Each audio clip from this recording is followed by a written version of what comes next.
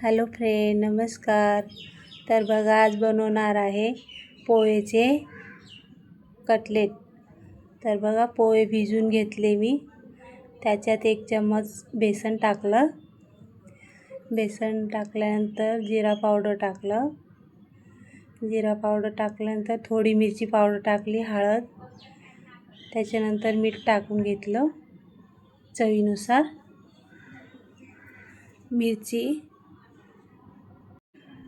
मिरची, कांदा, टोमॅटो आणि कोथिंबीर बारीक कापून घेतली आणि त्याच्यात टाकलं आणि सगळं एकत्र मिक्स करून घेतलं.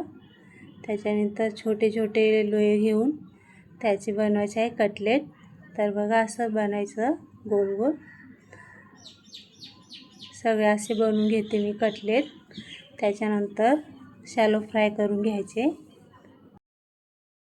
तर टाकलं तेल आणि त्याच्यावर गोल्डन फ्राय करून घ्यायचे. तर बघा, सगळे ठेवून घेते आणि फ्राय करून घेते. तर बघा, एका बाजूनी झाले आपले फ्राय. तर झाले आपले कटलेट रेडी.